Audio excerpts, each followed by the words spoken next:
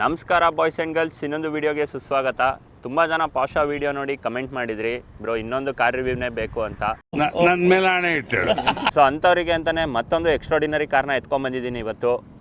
ಇಲ್ಲಿದೆ ನೋಡಿ, ದ ಆಡಿ Q3. Girl, you got me shook from the way your body looks. Got me riding hooks, got me feeling like a rook. I don't do it by the book, but for you I'll take a look. Don't know what your mama took, sweet and spicy like a cook, yeah. I'll keep it real, let's make a deal. Buy you a meal if you just let me feel. Get out your heels, grab on the wheel. Back to my place at the top of the hill. Don't have regrets, I know what's next. She need a fresh, I'll be back in a sec. Look at them legs, don't make me beg. Back to the room, let me show you my bed. Particular ಗಾಡಿ ಬಂದು 2014 model. ನಾನು ನೋಡಿರೋದ್ರಲ್ಲಿ one of the best Audi ಅಂತಲೇ ಹೇಳ್ತೀನಿ. ನನಗಂತೂ ಈ design personally ತುಂಬಾ favourite. ತುಂಬ ಸಿಂಪಲ್ ಆಗಿ ಕ್ಲೀನಾಗಿ ಇಟ್ಟಿದ್ದಾರೆ. ಇನ್ನು all the way under the hood ನೋಡೋಣ ಅಂತ ಬಂದರೆ ಆಯ್ತಾ, ಇಲ್ಲಿ ನೀವು ನೋಡ್ಬೋದು 2 ಲೀಟರ್ TDI ಇಂಜಿನ್ ಕೊಟ್ಟಿದ್ದಾರೆ. One of the best engine ಅಂತಾನೆ ಹೇಳ್ತೀನಿ ನಿಮಗೆ. ಆಫ್ಕೋರ್ಸ್ ಡೀಸೆಲ್ ಇಂಜಿನ್ ಆಗಿರೋದ್ರಿಂದ ನೆಕ್ಸ್ಟ್ ಲೆವೆಲ್ ಪರ್ಫಾರ್ಮೆನ್ಸ್ ಅನ್ಕೊಳ್ರಿ. ಇದು ಬಂದು ಒಂದು 177 bhp ಪ್ರೊಡ್ಯೂಸ್ ಮಾಡುತ್ತೆ, ಹಾಗೂ ಒಂದು 380 Nm ಆಫ್ ಟಾರ್ಕ್ನ ಪ್ರೊಡ್ಯೂಸ್ ಮಾಡುತ್ತೆ. ಟಾರ್ಕ್ ಮಾತ್ರ ನಿಮಗೆ ಪ್ರತಿ ಗೇರಲ್ಲೂ ಫೀಲ್ ಆಗುತ್ತೆ ಅನ್ಕೊಳ್ರಿ.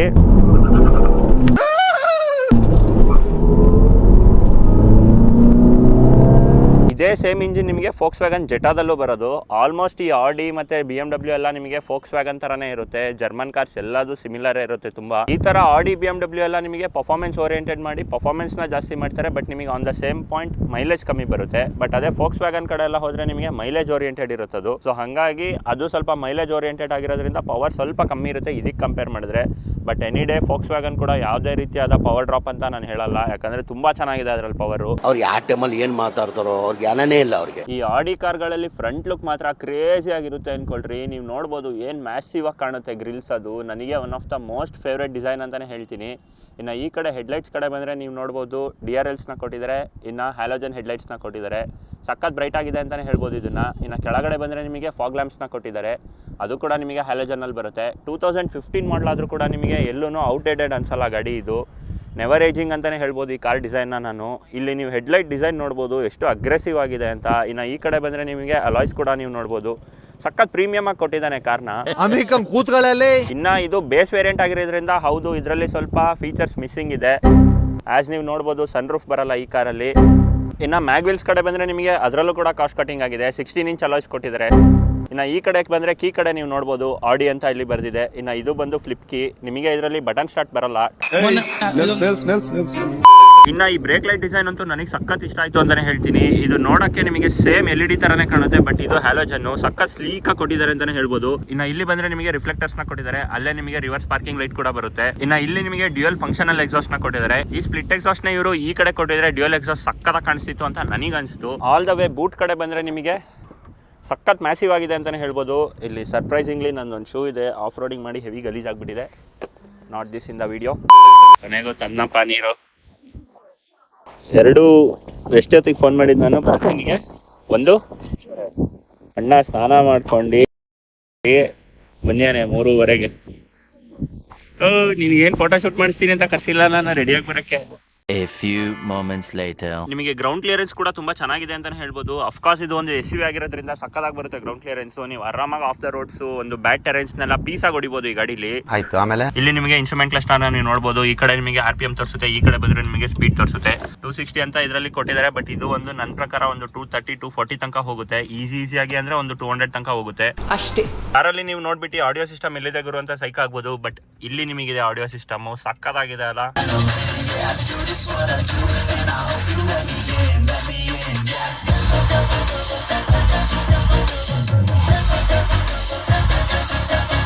ಇಲ್ಲಿ ಯೂಸ್ ಮಾಡಿರೋ ಮೆಟೀರಿಯಲ್ಸ್ ಅಂತೂ ತುಂಬಾನೇ ಚೆನ್ನಾಗಿದೆ ಅಂತ ಹೇಳ್ಬೋದು. ಅಲ್ಕಂಟಾರ ಮೆಟೀರಿಯಲ್ಸ್ ಯೂಸ್ ಮಾಡಿದ್ದಾರೆ ಇದರಲ್ಲಿ ಎಲ್ಲ ಕಡೆನೂ. ಸಖತ್ ಪ್ರೀಮಿಯಂ ಫೀಲ್ಸ್ ಕೊಡುತ್ತೆ ಇದೆಲ್ಲ ನಿಮಗೆ. ಅಫ್ಕೋರ್ಸ್ ಆಡಿ ಅಂದಮೇಲೆ ಇಷ್ಟು ಪ್ರೀಮಿಯಂ ಆಗಿ ಇದ್ದೇ ಇರುತ್ತೆ. ನನಗೆ ಇದರಲ್ಲಿ ಒಂದು ಇಷ್ಟ ಆಗಿದ್ದೇನು ಅಂದ್ರೆ ಎಲ್ಲ windows single touch up and down. ನೀವು ನೋಡ್ಬೋದು ಸಿಂಗಲ್ ಟಚ್ ಅಲ್ಲಿ ಹಿಂಗ್ ಅಪ್ ಅಂಡ್ ಡೌನ್ ಆಗ್ತಾ ಇದೆ ಅಂತ. ಇದು ನಿಮಗೆ ಹಿಂದೆ ರೇರ್ ಪ್ಯಾಸೆಂಜರ್ ಸೀಟ್ ಕೂಡ ಸೇಮ್ ಬರುತ್ತೆ, single touch up and down. ಸಖತ್ ಪ್ರೀಮಿಯಂ ಫೀಚರ್ ಅಂತಾನೆ ಹೇಳ್ಬೋದು. ಇವಾಗಲೂ ಎಷ್ಟೊಂದು ಕಾರ್ಗಳಲ್ಲಿ ಕೊಡಲ್ಲ ಗುರು, ಎಲ್ಲಾದ್ರೂ ನಿಮಗೆ single touch up and down. ನಿಂಗೆ 10 ರೂಪಾಯಿ ಕೊಡ್ತೀನಿ, ಟೀ ಕುಡ್ದೋಡೋಗು. ರೇರ್ ಸೀಟ್ಸ್ ಕೂಡ ತುಂಬಾನೇ ಕಂಫರ್ಟೇಬಲ್ ಆಗಿದೆ ಅಂತಾನೆ ಹೇಳ್ಬೋದು. ಅಂಡರ್ ಥೈ ಸಪೋರ್ಟ್ ಸ್ವಲ್ಪ ಕಮ್ಮಿ ಇದೆ, ಬಟ್ ಓಕೆ ನೆಗೋಷಿಯಬಲ್. ನನಗೆ ಇದ್ರಲ್ಲಿ ಒಂದು ಮಿಸ್ಸಿಂಗ್ ಏನಂದ್ರೆ ಇಲ್ಲಿ ನಿಮಗೆ ಸೆಂಟರ್ ಆರ್ಮ್ರೆಸ್ಟೇ ಕೊಟ್ಟಿಲ್ಲ, ನಾನು ಕೊಡಲ್ಲ. ಹಿಂದಿನ ನೋಡಕ್ಕೆ ಡ್ಯಾಶ್ ಮಾತ್ರ ಅಲ್ಟಿಮೇಟ್ ಆಗಿ ಕಾಣಿಸ್ತಾ ಇದೆ ಅಂತಾನೆ ಹೇಳ್ಬೋದು. ಬನ್ನಿ ಮಾತಾಡಿದ್ ಸಾಕು, ಆಲ್ ದ ವೇ ಡ್ರೈವ್ ಕಡೆ ಹೋಗೋಣ. A few moments later. So guys ಬನ್ನಿ ಒಂದು ಸತಿ 0 to 100 ಚೆಕ್ ಮಾಡ್ಬಿಡೋಣ, ಹಾಗೆ ಗಾಡಿಯ ಪೊಟೆನ್ಷಿಯಲ್ನ ಒಂದು ಸತಿ ಚೆಕ್ ಮಾಡೋಣ. ಕಂಪ್ಲೀಟ್ಲಿ ಕ್ಲೋಸ್ಡ್ ರೋಡ್ಸ್ ಇದು, ಯಾವುದೇ ರೀತಿಯಾದಂಥ ಪಬ್ಲಿಕ್ ಎಂಗೇಜ್ಮೆಂಟ್ ಇಲ್ಲ ಈ ರೋಡಲ್ಲಿ.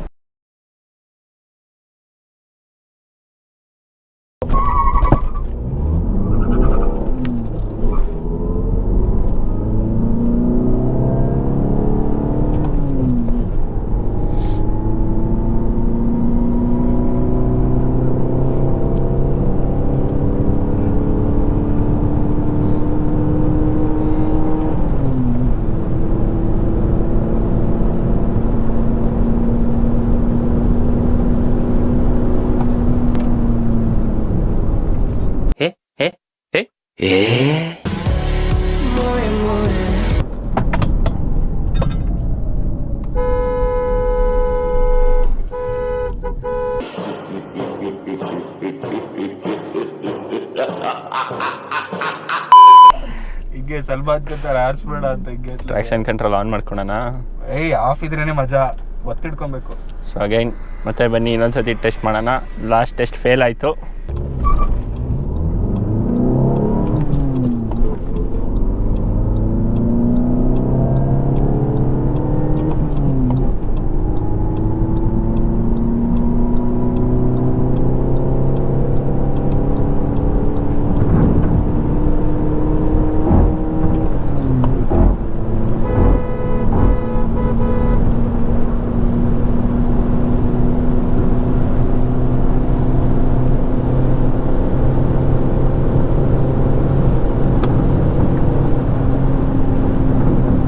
ಪೀಸಾಗಿ 200 ಹೊಡಿಬೋದು ಅಂದ್ಕೊಳ್ರಿ ಗಾಡೀಲಿ ಮಾತ್ರ. ಎಸ್ ಯು ಆಗಿರೋದ್ರಿಂದ ಸ್ವಲ್ಪ ನಿಮಗೆ ವಾಬ್ಲಿಂಗ್ ಆಗುತ್ತೆ ಕಾರು, ಆಬ್ವಿಯಸ್ಲಿ 150 ದಾಟ್ತಿದ್ದಂಗೆ. ಅದೇ ನಿಮಗೆ ಒಂದು 0 to 100 ಎಲ್ಲ ಸಖತ್ ಸ್ಟೇಬಲ್ ಆಗಿರುತ್ತೆ ಅಂದ್ಕೊಳ್ರಿ ಕಾರು. ಇನಿಷಿಯಲ್ ಡ್ರ್ಯಾಗ್ ಮಾತ್ರ ನೆಕ್ಸ್ಟ್ ಲೆವೆಲ್ ಇದೆ ಕಾರಲ್ಲಿ. ಆ ಟಾರ್ಕ್ ನಿಮಗೆ ಫೀಲ್ ಆಗುತ್ತೆ ಗಾಡಿ ಪುಲ್ ಮಾಡ್ತಾ ಇರೋದು ಪ್ರತಿ ಗೇರಲ್ಲೂ ಕೂಡ. ಇನ್ನು ಬ್ರೇಕಿಂಗ್ ಕಡೆ ಬಂದರೆ ನಿಮಗೆ ರೇರ್ ವ್ಯೂ ನೋಡ್ಕೊಂಬಿಡೋಣ ಇರಿ, ಒಂದ್ಸತಿ ಬ್ರೇಕ್ ಮಾಡಿ ನೋಡೋಣ. ಬ್ರೇಕಿಂಗು ತುಂಬ ಚೆನ್ನಾಗಿದೆ ಅಂತಲೇ ಹೇಳ್ಬೋದು. ಸಖತ್ ಸ್ಲೋ ಆಯಿತು ನೋಡ್ಬೋದು ನೀವು. ಅಫ್ಕೋರ್ಸ್ 4 ಡಿಸ್ಕ್ ಇರೋದ್ರಿಂದ ಕ್ರೇಜಿ ಬ್ರೇಕ್ ಇದೆ ಅಂದ್ಕೊಳ್ರಿ. ಬನ್ನಿ ಇಲ್ಲ ಯೂ ಟರ್ನ್ ತೊಗೊಂಬಿಡೋಣ, ಮುಂದೆ ರೋಡ್ ಇಲ್ಲ ಅಲ್ಲಿ. ಸೊ ಗೈಸ್ ಪ್ಲೀಸ್ ನಾನು ಹೊಡೆದಂಗೆಲ್ಲ ಯಾರು ಹೊಡೆಯೋಕ್ಕೆ ಹೋಗಬೇಡ್ರಿ. ಕಂಪ್ಲೀಟ್ಲಿ ಕ್ಲೋಸ್ಡ್ ರೋಡ್ಸ್ ಇದು, ನೋಡ್ಕೊಂಡು ಹೊಡಿತಾ ಇರೋದು ನಾವು. ಯಾವುದೇ ರೀತಿಯಾದಂಥ ರಿಸ್ಕ್ಗಳನ್ನ ತೊಗೊತಾ ಇಲ್ಲ. ಆ್ಯಂಡ್ ಆಬ್ವಿಯಸ್ಲಿ ಈ ಟೈಮಲ್ಲಿ ಯಾರು ಓಡಾಡಲ್ಲ ಅನ್ನೋ ಕಾನ್ಫಿಡೆನ್ಸ್ ಇದ್ಮೇಲೆ ಹೊಡಿತಾ ಇರೋದು ನಾವು. A few moments later. So guys ಬನ್ನಿ, ಇಷ್ಟೊತ್ತು ಆ್ಯಕ್ಚುಲಿ ನಾವು ಹೊಡೆದಿದ್ದು ಟ್ರಾಕ್ಷನ್ ಕಂಟ್ರೋಲ್ ಆಫ್ ಮಾಡಿ, ಇವಾಗ ಆನ್ ಮಾಡಿ ಒಂದ್ಸತಿ ಹೊಡೆದು ನೋಡೋಣ. ಯಾರು ಇಲ್ಲ ಹಿಂದ್ಗಡೆ, ಚೆಕ್ ಮಾಡ್ಕೊಂಡಿದ್ದೀವಿ.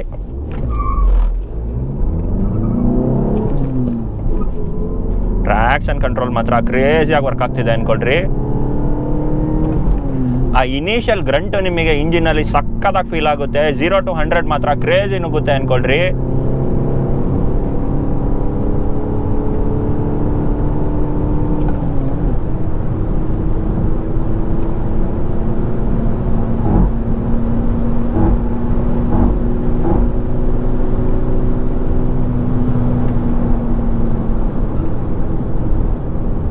ಈ ಗಾಡಿಯ ಮೈಲೇಜ್ ಕಡೆ ಬಂದರೆ ನಿಮಗೆ ಸಿಂಗಲ್ ಡಿಜಿಟಲ್ ಬರೋದು ಮೈಲೇಜು. ಈ ಥರ ಎಲ್ಲ ಹೊಡೆದ್ಬಿಟ್ರೆ ನಿಮಗೆ ಏನೊಂದು 7-8 ಬಂದರೆ ಹೆಚ್ಚು, ಇಲ್ಲ ಸ್ವಲ್ಪ ನೀಟಾಗಿ ಹೊಡಿತೀನಿ ಅಂದರೆ ಒಂದು 10 ತನಕ ಕ್ಲೈಮ್ ಮಾಡ್ಕೊಬೋದು. But one of the best vehicle ಅಂತಲೇ ಹೇಳ್ತೀನಿ ನಿಮಗೆ. ಸ್ವಲ್ಪ ಪ್ರೀಮಿಯಂ ಸೆಗ್ಮೆಂಟಲ್ಲಿ ನಾನು ಒಳ್ಳೆ ಕಾರ್ನ ತೊಗೊಬೇಕು ಅಂದರೆ ಇಂಥದ್ದೆಲ್ಲ ಕಾರು ಆರಾಮಾಗಿ ಎತ್ಕೊಬೋದು. ಇದೆಲ್ಲ ನಿಮಗೆ ಯೂಸ್ಡ್ ಮಾರ್ಕೆಟಲ್ಲಿ ಆರಾಮಾಗಿ 8 to 10 lakhs ಒಳಗೆ ಸಿಗುತ್ತೆ. ಇನ್ನು ಇದರಲ್ಲಿ ಆಟೋಮೆಟಿಕ್ ಬಂದು ಒಂದು 5 lakh ಅಷ್ಟು ಡಿಫ್ರೆನ್ಸ್ ಇತ್ತು ಅವಾಗ ಲಾಂಚ್ ಮಾಡಿದಾಗ.